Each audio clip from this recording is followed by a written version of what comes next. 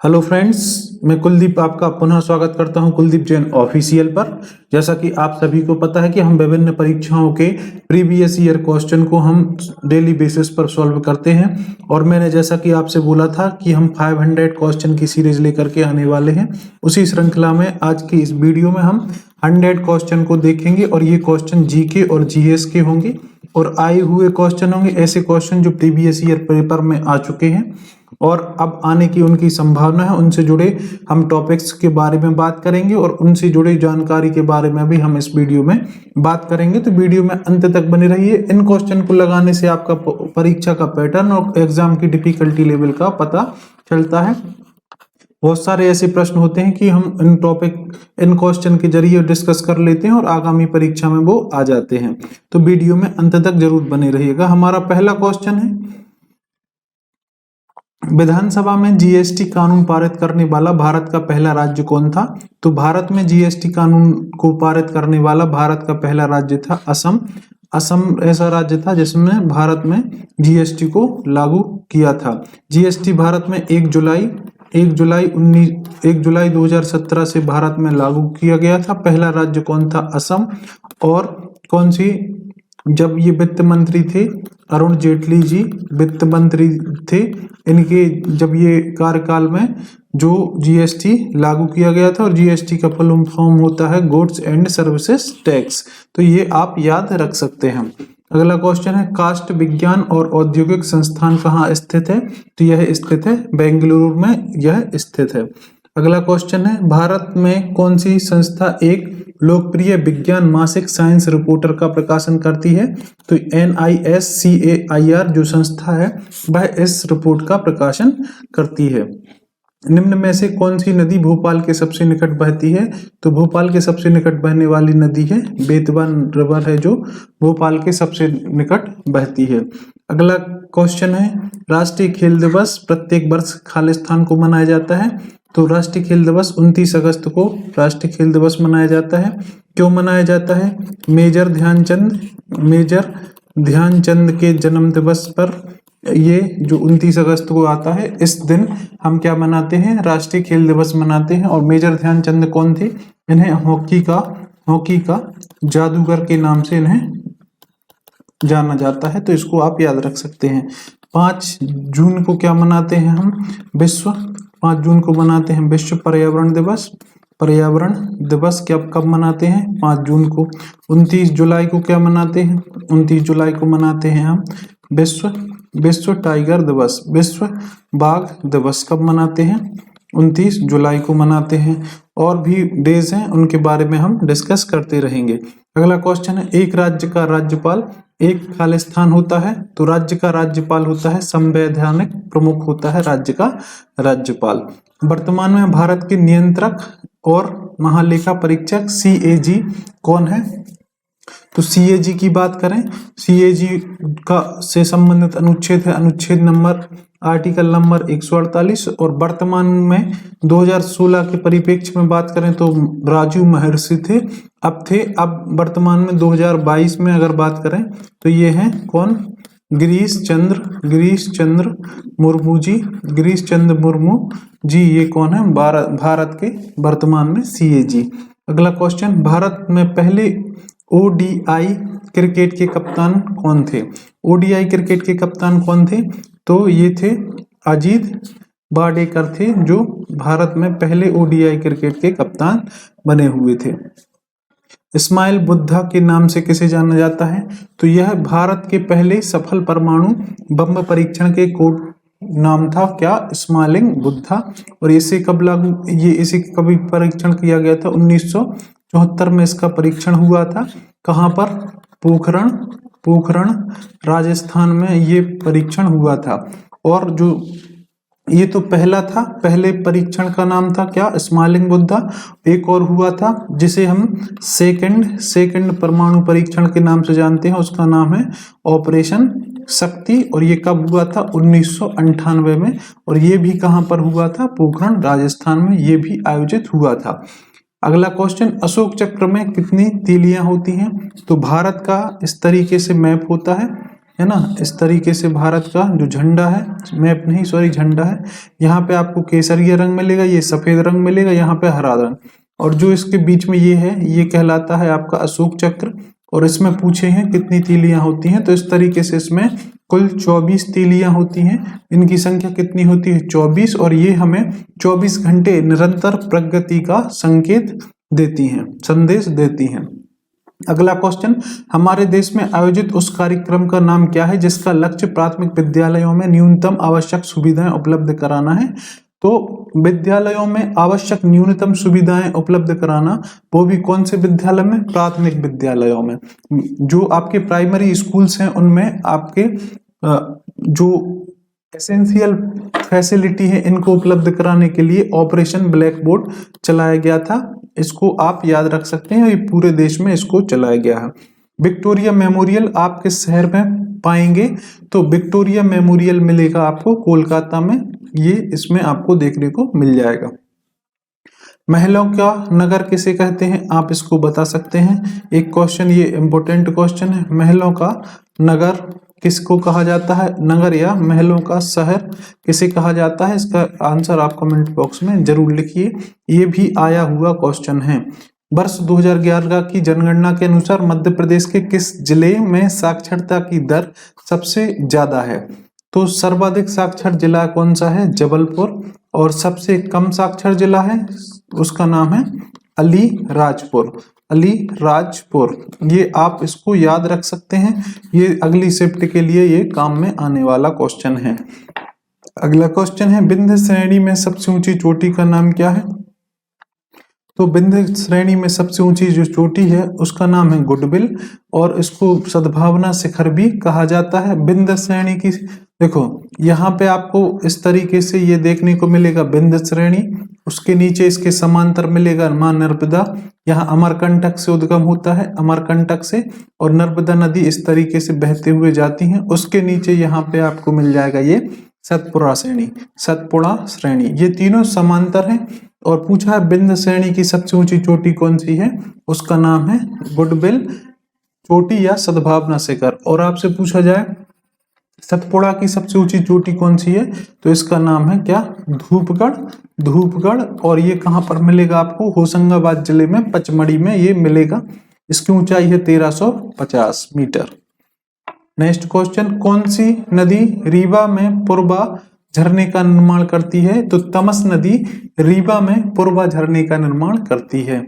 अगला क्वेश्चन है, सड़क मार्ग, राजमार्ग और बंदरगाह के लिए भारत का कौन सा मंत्री है, तो 2016 के परिप्रेक्ष्य में, 2017 के परिप्रेक्ष्य में ये थे नितिन गडकरी। वर्तमान में सड़क राज्य मंत्री ये है नितिन गडकरी, नितिन गडकरी। और बंदरगाह और जहाज रानी मंत्री हैं कौन, सर्बानंद, सर्बानंद सोनोवाल। ये कौन थे, सर्बानंद सोनोवाल, ये असम के पूर्व मुख्यमंत्री ये रह चुके हैं, कौन, सर्बानंद सोनोवाल। अगला क्वेश्चन, सोनागिरी खालिस्तान का तीर्थ स्थान है। सोनागिरी सबसे पहले तो किस जिले में आता है, तो सोनागिरी आता है दतिया जिले में। और किनका तीर्थ स्थल है, यह जैनों का बहुत बड़ा तीर्थ स्थल माना जाता है। अगला क्वेश्चन है, खालिस्तान सिंध और बेतवा के बीच स्थित है, तो अशोकनगर है जो वह सिंध और बेतवा नदी के बीच में यह क्या है, स्थित है। अगला क्वेश्चन, उदयगिरी और खांडागिरी की गुफाएं कहां पर स्थित है, तो यह उड़ीसा में स्थित है। उदयगिरी और खांडागिरी की गुफाएं कहां पर, उड़ीसा में स्थित है। इसमें आप याद रख सकते हैं, उड़ीसा में हमने देखा था क्या, चिल्का झील, चिल्का झील यह खारे पानी की सबसे बड़ी झील है। और इसमें एक पक्षी विहार देखा था, उसका नाम था नलवाना पक्षी विहार, नलवाना पक्षी विहार। और ये प्रवासी पक्षियों के लिए जाना जाने वाला अभ्यारण्य है। अगला क्वेश्चन, मध्य प्रदेश के प्रथम मुख्यमंत्री कौन थे, तो ये थे पंडित रविशंकर शुक्ल जी, मध्य प्रदेश के पहले मुख्यमंत्री थे, कौन, पंडित रविशंकर शुक्ल। इस तरीके से 20 क्वेश्चन हमने कर लिए हैं। अगर वीडियो पसंद आ रही हो तो वीडियो को लाइक और शेयर जरूर कीजिएगा, और इसी तरीके की और वीडियो देखने के लिए चैनल को सब्सक्राइब भी कर लीजिएगा। अब 20 क्वेश्चन हम आगे स्टार्ट करते हैं। अगला क्वेश्चन है, 1968 में हरगोविंद खुराना को किस क्षेत्र में नोबेल पुरस्कार से सम्मानित किया गया था? तो 1967 में नोबेल पुरस्कार से सम्मानित किया गया था हरगोविंद खुराना जी को। मेडिसिन के क्षेत्र में इनको नोबेल पुरस्कार दिया गया था। इसको आप याद रख सकते हैं। अगला क्वेश्चन, उड़ीसा में उस अभ्यारण्य का नाम बताइए जिसमें लगभग 900 वर्ग किलोमीटर का जल फैलाव है और जो प्रवासी पक्षियों की अनेक प्रजातियों के लिए प्रसिद्ध है। तो अभी हमने इसको डिस्कस किया है कि उड़ीसा में कौन सा है, चिल्का जो अभ्यारण्य है या चिल्का झील है। चिल्का झील है, ये कहाँ पर है? उड़ीसा में स्थित है और ये खारे पानी की झील है। यहाँ से आप समझ सकते हैं कि हम एक क्वेश्चन में जो डिस्कस करते हैं हो सकता है उससे रिलेटेड चीजें जो हमने डिस्कस की हैं वो अगले क्वेश्चन में आपको अगली शिफ्ट में या फिर अगली जो परीक्षा है वो उसमें पूछा जाए। तो इसीलिए जो प्रीवियस ईयर क्वेश्चन है उनको सॉल्व करने का बहुत बेनिफिट होता है। अगर आपने ITI TU के सारे पेपर देखे हैं तो आप अगर उसका एग्जाम देने गए होंगे तो आपको लगभग 15 से 20 क्वेश्चन का उसमें बेनिफिट मिलेगा, क्योंकि उसमें हमने देखा है कि ऐसे ही क्वेश्चन और ऐसे ही टॉपिक जो हम डिस्कस करते हैं वो परीक्षा में पूछ लिए जाते हैं, है ना। तो वीडियो में अंत तक जरूर बने रहिएगा। और चिल्का झील में क्या देखा था हमने? नलवाना पक्षी बिहार, है ना। और ये किसके लिए प्रसिद्ध है? प्रवासी पक्षियों की अनेक प्रजातियों के लिए प्रसिद्ध है। तो इसको आप याद रख सकते हैं। अगला क्वेश्चन है, खालिस्तान एक भारत का सबसे पुराना विज्ञान संग्रहालय है जिसे CSIR के तत्वाधान में स्थापित किया गया था। तो कौन सा है? बिरला औद्योगिक एवं प्रौद्योगिक संग्रहालय, और ये कहाँ पर है? कोलकाता में है। तो भारत का सबसे पुराना वैज्ञानिक संग्रहालय कौन सा है? बिरला औद्योगिक एवं प्रौद्योगिकी संग्रहालय, और जो कहाँ पर स्थित है?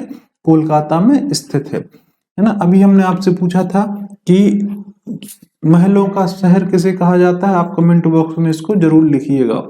गुजरात में पालनपुर के शहर को आप किस नाम से संबद्ध करेंगे? तो गुजरात के पालनपुर के शहर को आप किससे? हीरा व्यापार और पॉलिशिंग के क्षेत्र से हम इसको संबंधित कर सकते हैं। इसको आप याद कर लीजिए।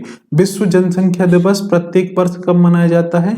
11 जुलाई को यह मनाते हैं। कब मनाते हैं? 11 जुलाई। पहली बार कब मनाया था? 1989 में इसको पहली बार मनाया गया था। 1989 से हम अभी तक 11 जुलाई को विश्व जनसंख्या दिवस मनाते हैं। अभी हमने डिस्कस किया था 29 जुलाई को क्या मनाते हैं? विश्व टाइगर दिवस। अभी हमने देखा था 29 अगस्त को क्या मनाते हैं? राष्ट्रीय खेल दिवस। राष्ट्रीय खेल दिवस 29 अगस्त को मनाते हैं। 5 जून को क्या मनाते हैं? 5 जून को मनाते हैं हम विश्व पर्यावरण दिवस। विश्व पर्यावरण दिवस 5 जून को मनाते हैं। 7 जून को क्या मनाते हैं? इसको आपको लिखना है कमेंट बॉक्स में। अच्छा, एक और चीज है कि 7 अगस्त को क्या मनाते हैं? तो 7 अगस्त को मनाते हैं हम क्या? भाला फेंक दिवस। भाला फेंक दिवस। और ये पिछले साल मतलब 2021 से इसको शुरू किया गया है। और 7 अगस्त को क्या हुआ था? जो नीरज चोपड़ा है इन्होंने भाला में क्या जीता था? गोल्ड मेडल जीता था। इसीलिए हम क्या मनाते हैं? 7 अगस्त को भाला फेंक दिवस। अगला क्वेश्चन है, अविभाजित संविधान सभा एक अविभाजित भारत के लिए निर्वाचित पहली बार कब मिली थी? तो सबसे पहले संविधान सभा कब हुआ था? 6 दिसंबर 1946 को सबसे पहले संविधान सभा पहली बार निर्वाचित की गई थी।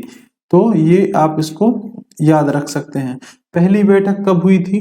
तो पहली बैठक हुई थी 9 दिसंबर 1946 को संविधान सभा की पहली बैठक हुई थी, और इसमें सच्चिदानंद सिन्हा को मनोनीत किया गया था अध्यक्ष के रूप में।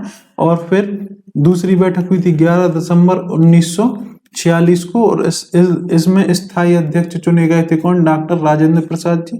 फिर 13 दिसंबर 1946 को अगली बैठक हुई थी, है ना।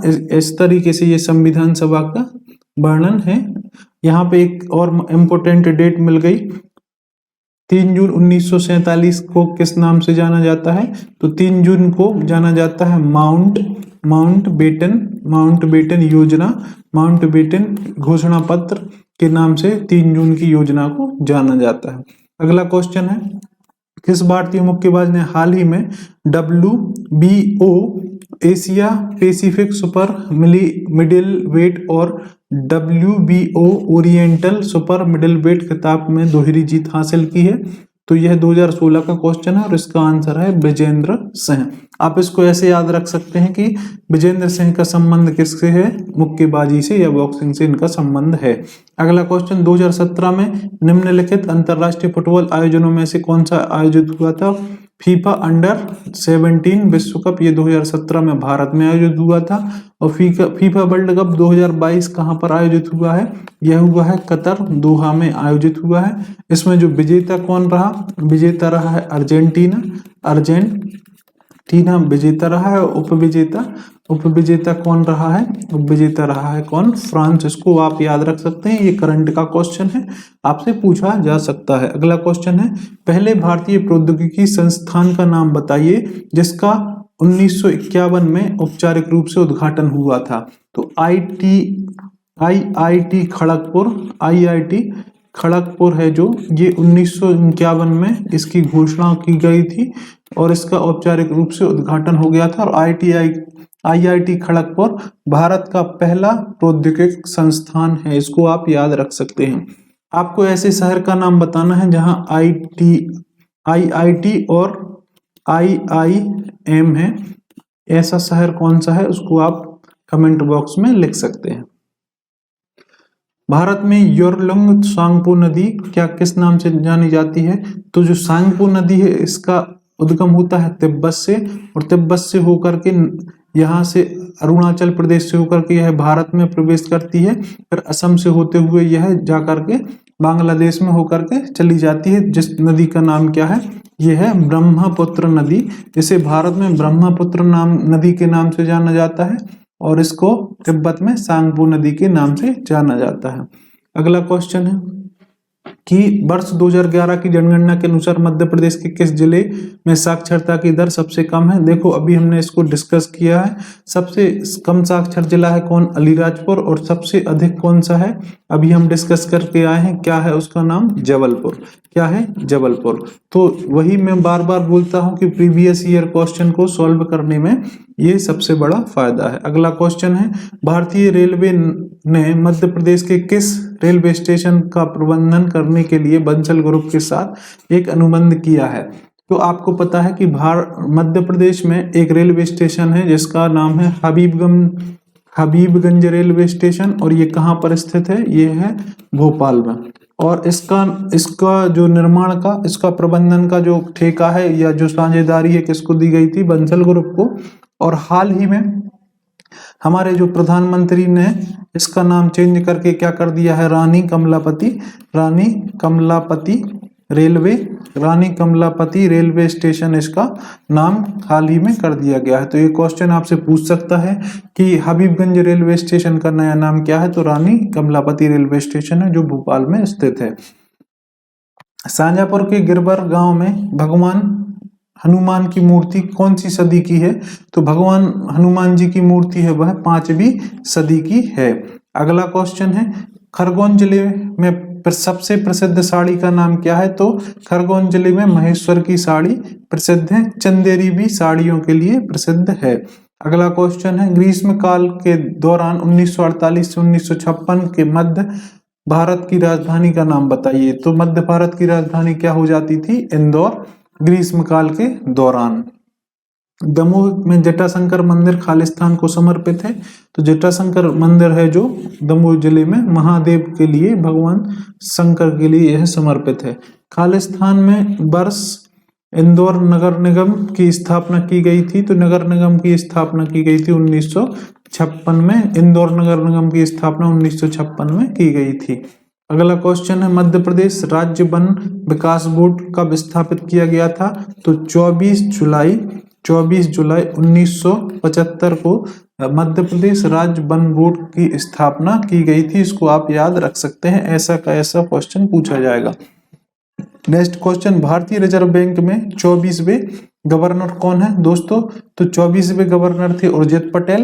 इन्हीं के समय में नोटबंदी हुई थी, नोटबंदी इन्हीं के समय में हुई थी। और 2016 में जब नोटबंदी हुई थी तो उसके बाद नए करेंसी जो नोट आए हैं, नई सीरीज के नोट आए हैं, उन पर किसके साइन है? उर्जित पटेल के, है ना। और अभी अगर से पूछा जाए कि वर्तमान में कौन से हैं, तो 25वें नंबर के हैं। कौन से? शक्तिकांत दास जी जो हैं ये वर्तमान में 25वें गवर्नर हैं किसके? आरबीआई के।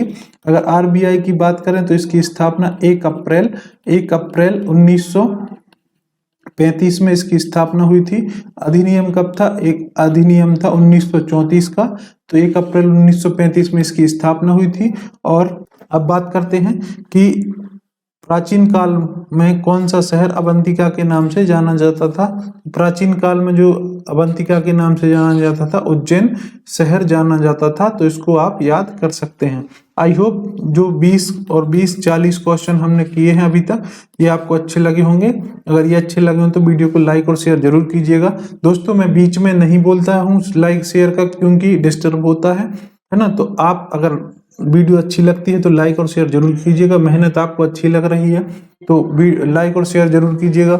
मैं आपको विश्वास दिलाता हूं कि इसी तरीके से हम प्रीवियस ईयर क्वेश्चन की श्रृंखला से हम परीक्षा का पैटर्न, डिफिकल्टी लेवल और किस तरीके से हमें तैयारी और हमारी रणनीति और हमारी अप्रोच क्या होनी चाहिए क्वेश्चन के प्रति, मैं सारी चीजें आपको बताऊंगा।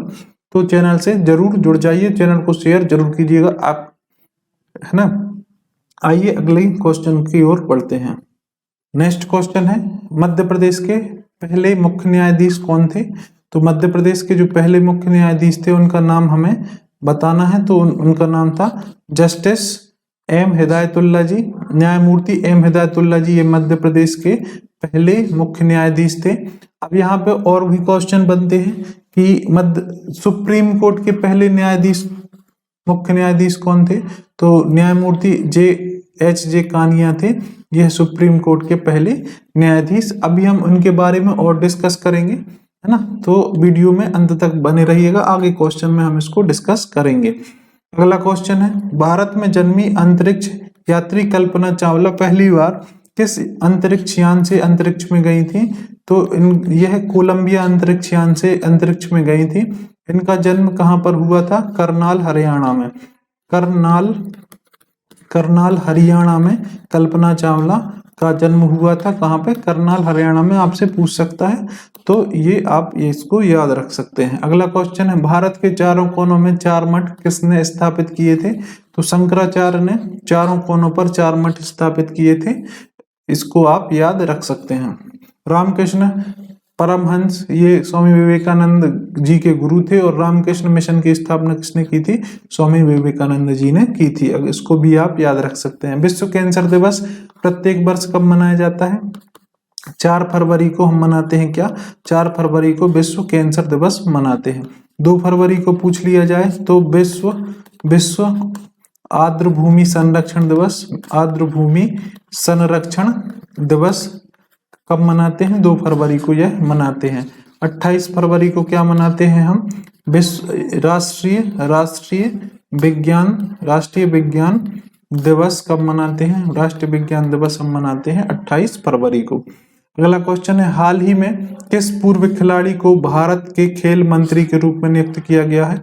तो राज्यवर्धन सिंह राठौर को। यह भारत के पूर्व खिलाड़ी हैं और इन्हें 2016-17 के परिप्रेक्ष्य में इन्हें खेल मंत्री के रूप में नियुक्त किया गया था। वर्तमान में जो भारत के खेल मंत्री हैं कौन है? अनुराग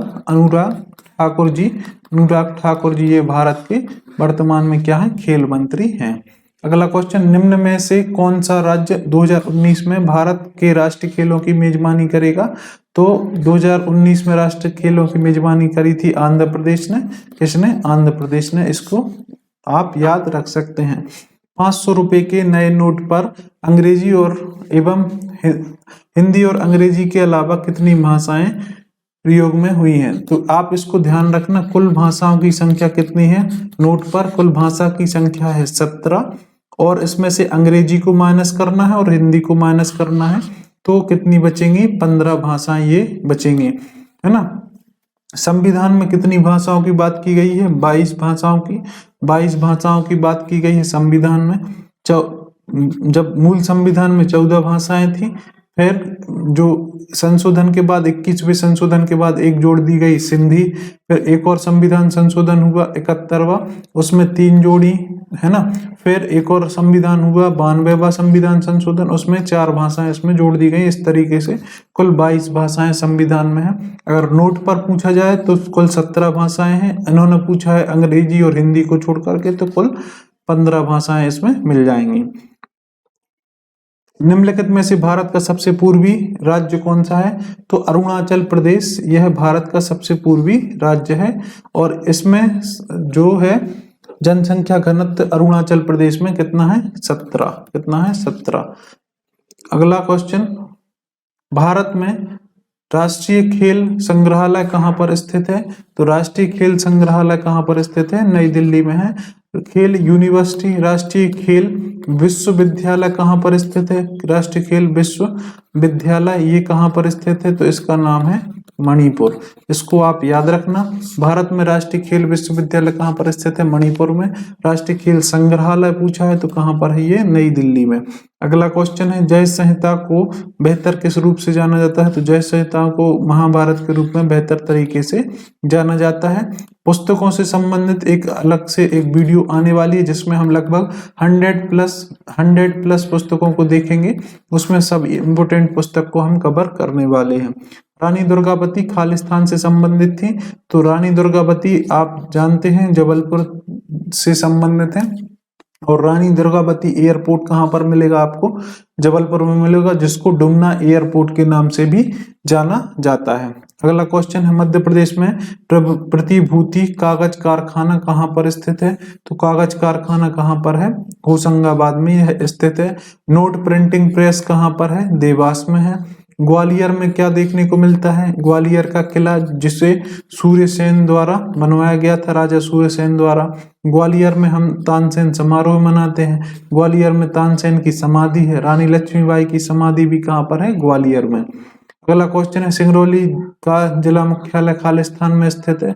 तो सिंगरौली का जिला मुख्यालय है बेड़न में स्थित है। और सिंगरौली को हम ऊर्जा राजधानी के रूप में जानते हैं। ऊर्जा राजधानी के रूप में सिंगरौली को जानते हैं, या फिर कोयला राजधानी के रूप में। ऊर्जा या कोयला राजधानी के रूप में हम सिंगरौली को जानते हैं। सतना में गोला मठ कहाँ पर स्थित है? तो मैहर में यह गोला मठ स्थित है।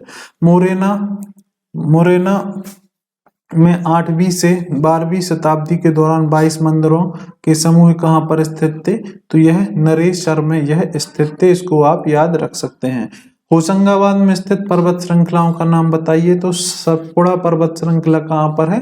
होशंगाबाद में है। और इसकी सबसे ऊंची चोटी हमने अभी डिस्कस की है, क्या है? धूपगढ़ चोटी है, जो कहाँ पर स्थित है? पचमढ़ी में स्थित है। और 1350 मीटर इसकी ऊंचाई है ना। अभी हमने इसको भी डिस्कस किया था कि विंध्य पर्वतमाला, इसकी सबसे ऊंची विंध्याचल पर्वतमाला कौन सी है? इसकी सबसे ऊंची जो चोटी है वह कौन सी है? गुरु शिखर, जिसे हम सद्भावना चोटी के नाम से जाना जाता है। अरावली पर्वत श्रेणी कहाँ पर मिलेगी आपको? राजस्थान में। किस नदी के तट पर बालाघाट का शहर स्थित है? तो बैनगंगा नदी पर आपको बालाघाट का तट देखने को मिलेगा। अभी हमने डिस्कस किया है नर्मदा नदी के तट पर जबलपुर, शिप्रा नदी उज्जैन, है ना। बेतवा नदी के किनारे कौन सा जो शहर है वो बताना है। तो आपको ये अभी हम ऊपर डिस्कस कर चुके हैं, तो इसको कमेंट बॉक्स में आप लिख सकते हैं। दक्षिण एशियाई स्पीकर्स शिखर सम्मेलन 2017 खालिस्तान में आयोजित हुआ है। तो कहाँ पर आयोजित होगा? ये इंदौर में आयोजित हुआ है। अगला क्वेश्चन है, गांधी सागर अभ्यारण्य के पश्चिमी और पूर्वी भाग को अलग करने वाली नदी कौन सी है? तो गांधी सागर अभ्यारण्य आपको कौन सी नदी के द्वारा 2 भागों में बढ़ता है? तो यह है चंबल नदी। चंबल नदी के द्वारा इसको 2 भागों में बांट दिया जाता है। अगला क्वेश्चन है, लोक सेवा गारंटी पर कानून बनाने के लिए भारत का पहला राज्य कौन सा है? तो ऐसा करने वाला भारत का पहला राज्य है मध्य प्रदेश। तो अभी तक हमने कुल 60 क्वेश्चन डिस्कस कर चुके हैं। अभी वीडियो में अंत तक बने रहिएगा और 40 क्वेश्चन हम डिस्कस करेंगे। पसंद आ रही वीडियो तो लाइक और शेयर जरूर कीजिएगा, चैनल को सब्सक्राइब जरूर कर लीजिएगा। तो अगला क्वेश्चन है, भीमबेटका की गुफाएं। भीमबेटका की गुफाएं खालिस्तान के लिए प्रसिद्ध हैं। तो भीमबेटका की गुफाएं हैं शैल चित्रों के लिए यह प्रसिद्ध है। शैल चित्रों के लिए यह प्रसिद्ध है। भीमबेटका की गुफाओं में मध्य पाषाणकालीन शैल चित्र इसमें देखने को मिलते हैं और इन्हें 2003 में इन्हें यूनेस्को की वर्ल्ड हेरिटेज साइट की सूची में, विश्व विरासत स्थल की सूची में इनको शामिल कर लिया गया है, तो इसको आप याद रख सकते हैं। अगला क्वेश्चन है, मध्य प्रदेश के किस जिले में Lakshmibai national institute of physical education स्थित है? तो यह कहाँ पर है? ग्वालियर में स्थित है। ग्वालियर में हमने अभी डिस्कस किया, यहाँ के किले का नाम, किले को निर्माण किसने करवाया था? राजा सूरसेन ने। ग्वालियर में जो तानसेन समारोह कहाँ पर होता है? ग्वालियर में। तानसेन की समाधि कहाँ है? ग्वालियर में। रानी लक्ष्मीबाई जी की समाधि कहाँ है? ग्वालियर में। और ग्वालियर में Lakshmibai national institute of physical education, ये भी कहाँ पर है? ग्वालियर में। रीवा में अभी हमने डिस्कस किया है, पूर्वा वाटरफॉल किस नदी पर है? तो इसको आपको बताना है, तमस नदी पर। अगला क्वेश्चन है, परमाणु ऊर्जा आयोग देश में परमाणु ऊर्जा गतिविधियों हेतु नीति प्रतिपादित करने के लिए उत्तरदायी है। यह कब स्थापित हुआ था? तो यह 1948 में इसकी स्थापना की गई थी। अगला क्वेश्चन, निम्न में से किस पदार्थ की कमी के कारण बेरी बेरी रोग होता है? तो विटामिन B1 की कमी से बेरी बेरी रोग होता है। विटामिन ए की कमी से कौन सा होता है? इसकी कमी से होता है क्या? रतौंधी। विटामिन ए की कमी से होता है रतौंधी। विटामिन बी की कमी से होता है क्या? Berry berry berry berry. Vitamin C की कमी से क्या होता है? स्कर्वी। विटामिन डी की कमी से होता है क्या? Rickets rickets.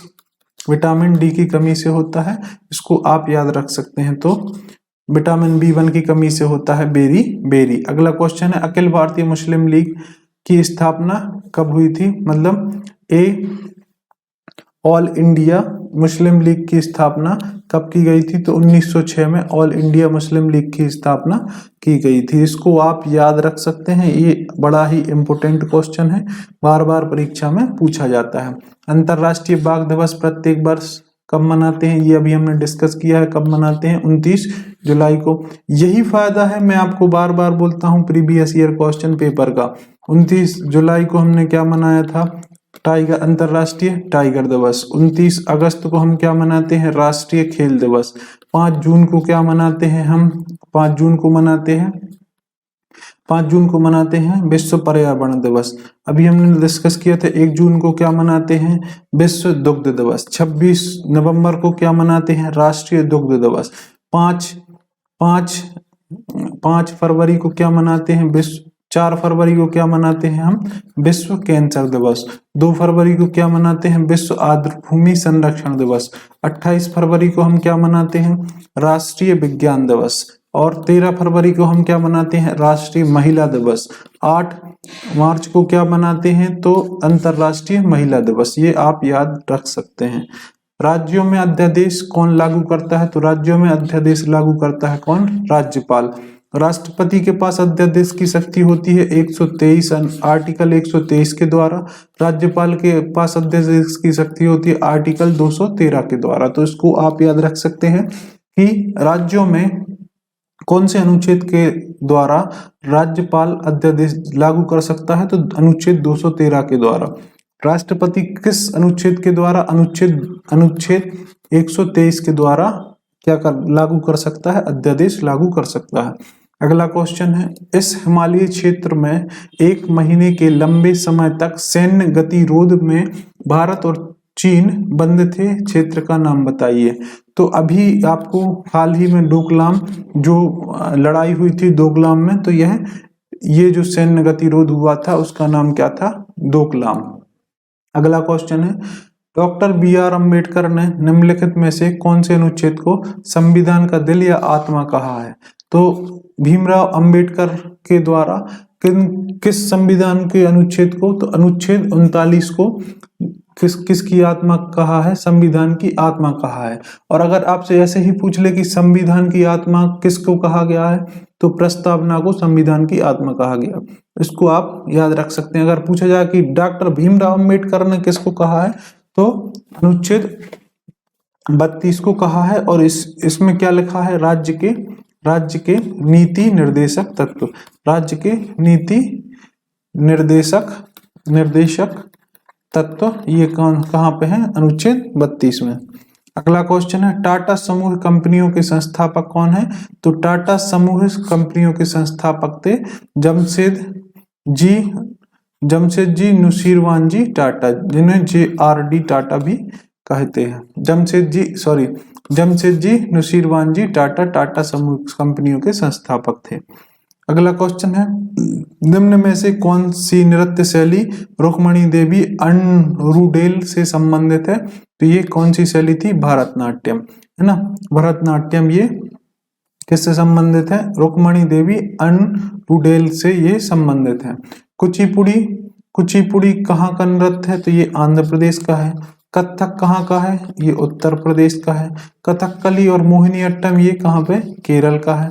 भरतनाट्यम कहाँ का है? तमिलनाडु का है। कहाँ का? तमिलनाडु का। इसको आप याद रख सकते हैं। भारत का सबसे बड़ा रेगिस्तान जिसे किस नाम से जाना जाता है? किस नाम से जाना जाता है? और ये राजस्थान में है। तो भारत का सबसे बड़ा रेगिस्तान कहाँ पर स्थित है? थार का मरुस्थल जिसको बोलते हैं, थार का मरुस्थल राजस्थान में यह स्थित है। काफी उच्च श्रेणी का लौह अयस्क खालिस्तान के जिले में पाया जाता है। तो दुर्ग और बस्तर, छत्तीसगढ़ के दुर्ग में और बस्तर में यह उच्च श्रेणी का लौह अयस्क मिलता है। इसको याद रख सकते हैं।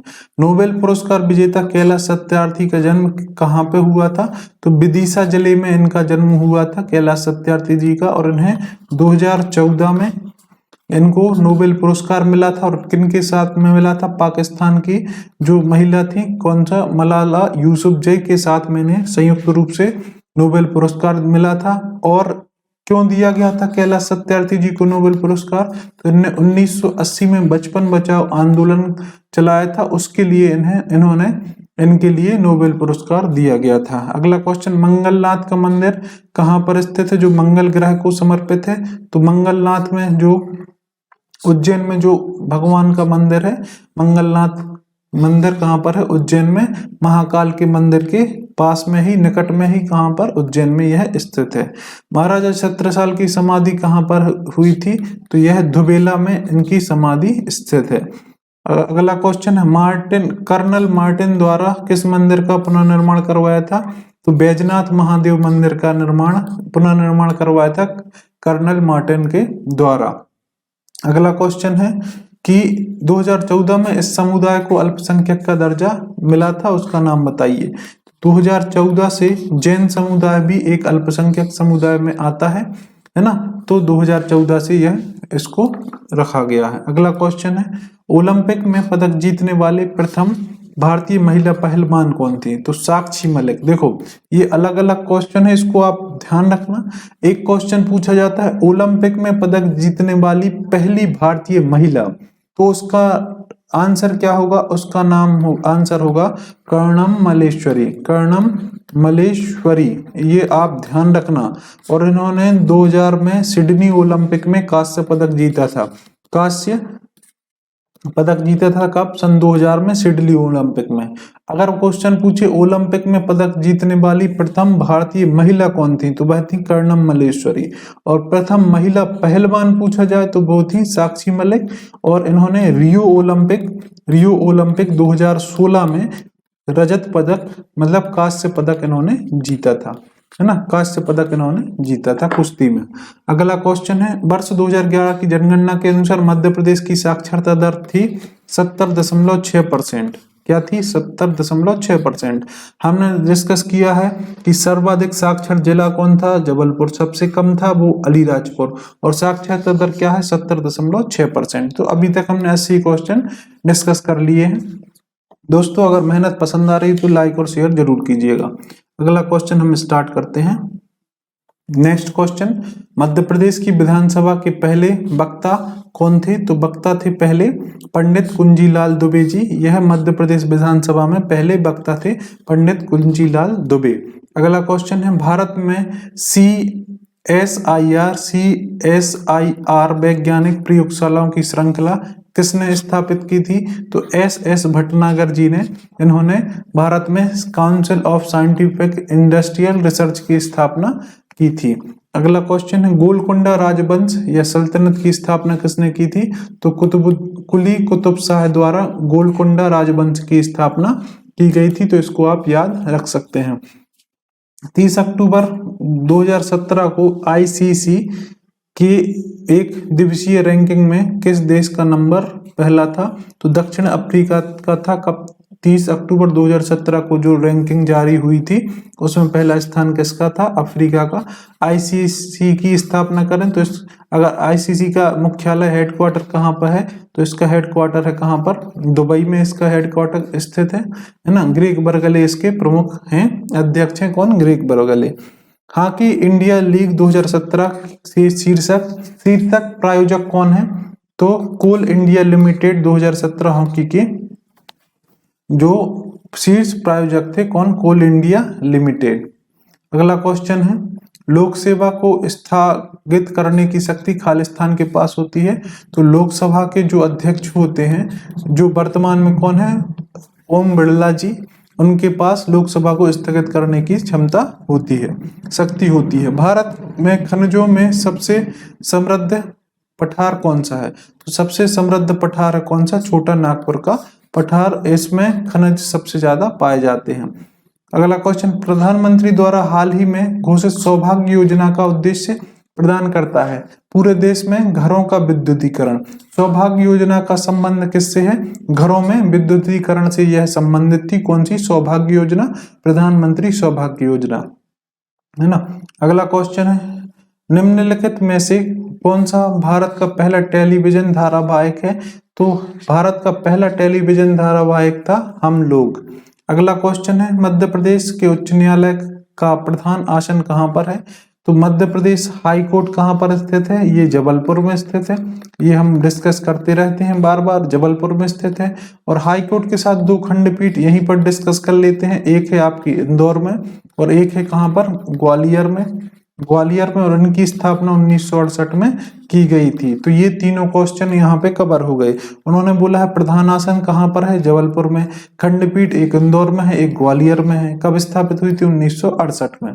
अगला क्वेश्चन है, क्षेत्रफल की दृष्टि से भारत का सबसे बड़ा राज्य कौन सा है?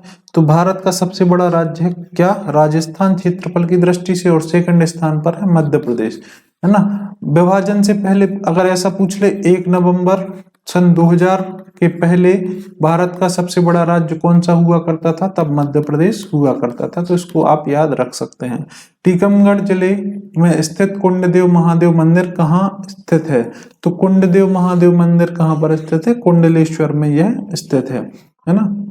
आपसे पूछा जाए जहांगीर महल कहाँ पर स्थित है? तो ओरछा में यह स्थित है। नीमच जिला किस अन्य राज्य की सीमा को स्पर्श करता है? तो नीमच जिला राजस्थान की सीमा को स्पर्श करता है। निम्न में से कौन इंदौर में एक लोकप्रिय पर्यटन स्थल है? तो इंदौर में लाल बाग महल एक लोकप्रिय पर्यटन स्थल है। खजराना का गणेश मंदिर आपको इंदौर में मिल जाएगा। इंदौर में ही आपको होलकर स्टेडियम मिल जाएगा। इंदौर में ही आपको जो आप होलकर जो महल है वहां भी कहां पर मिल जाएगा? इंदौर में, राजवाड़ा में, है ना। आपको ये मिल जाएगा। अगला क्वेश्चन है, मांडू में रीवा कुंड स्मारक बाज बहादुर और खालिस्तान के बीच रोमांस से जुड़ा है। तो आपको पता है कि रानी रूपमती का महल, रानी रूपमती का महल, है ना, बाज बहादुर महल, है ना, रेवा कुंड, ये सभी कहाँ पर है? मांडू में स्थित है। और जो ये महल है किसकी ये स्मारक है? बाज बहादुर रानी रूपमती के, बाज बहादुर द्वारा रानी रूपमती के लिए यह जो स्मारक है बनाई गई थी। रेवा कुंड भी कहाँ पर स्थित है? इसमें जो कुंड है, रेवा कुंड है, यहाँ पर स्थित है। अगला क्वेश्चन है, बालाघाट जिले में नलशेषा बांध का निर्माण किस नदी पर है? तो नलशेषा बांध का निर्माण हुआ था चंदन नदी पर। मध्य प्रदेश के निम्नलिखित में से किसमें गन कैरेज फैक्ट्री है? तो जबलपुर में ही गन कैरेज फैक्ट्री है। हाई कोर्ट का प्रधान आसन भी कहाँ पर है? जबलपुर में स्थित है। जबलपुर किस नदी के किनारे स्थित है? नर्मदा नदी के किनारे स्थित है। जबलपुर में ही भेड़ाघाट स्थित है जो धुआंधार जलप्रपात के लिए संबंधित है। यहाँ पर संगमरमर की चट्टानें प्रसिद्ध हैं विश्व भर में। हिंडोला महल, जहाज महल कहाँ पर स्थित है? तो यह मांडू में स्थित है। याद रखना, मांडू में हिंडोला महल है, रानी रूपमती महल है, जहाज महल है, रेवा कुंड है। ये सभी चीजें कहाँ पर स्थित हैं? इंदौर में, सॉरी मांडू में। अभी हमने देखा था पूर्वा वाटरफॉल तमस नदी पर, कहाँ पर है? रीवा में। भोजपुर का नाम किस राजा भोज के नाम पर पड़ा और कहाँ का नाम था? भोपाल में। भोपाल में हमने डिस्कस किया रानी कमलापति रेलवे स्टेशन का नाम, किस रेलवे स्टेशन का नाम रानी कमलापति कर दिया गया? तो हबीबगंज रेलवे स्टेशन का नाम कर दिया गया। अगला क्वेश्चन है, भारत की मुख्य भूमि में कितनी तटीय जिले हैं? तो लगभग 66 तटीय जिले भारत की मुख्य भूमि में थे लगभग 2016-17 के हिसाब से। अगला क्वेश्चन है कि 2011 की जनगणना की दृष्टि से मध्य प्रदेश का भौगोलिक क्षेत्र खालिस्तान प्रतिशत पर वन क्षेत्र है। तो लगभग 30.72% पर क्या है? वन क्षेत्र है। कहाँ पर? 2011 की जनगणना के अनुसार या 2011 की आपकी जनगणना के अनुसार 30.72% पर है। और ये फैक्ट है कि सर्वाधिक वन और वृक्ष कहाँ पर हैं? मध्य प्रदेश में। वृद्धि के आधार पर देखा जाए तो कहाँ पर है? आंध्र प्रदेश में। तो आई होप जो हमने 100 क्वेश्चन आज डिस्कस किए हैं आपको अच्छे लगे होंगे। अगर आप इसमें कमेंट बॉक्स में लिखेंगे तो मैं अगली वीडियो ये 100 क्वेश्चन पर लेके आऊंगा। तो आप कमेंट बॉक्स में जरूर लिखिएगा और चैनल को सब्सक्राइब करके बेल आइकन को प्रेस जरूर कीजिएगा। आपसे जल्द ही मिलते हैं इसी तरीके की अगली वीडियो में। तब तक के लिए आपका बहुत बहुत धन्यवाद।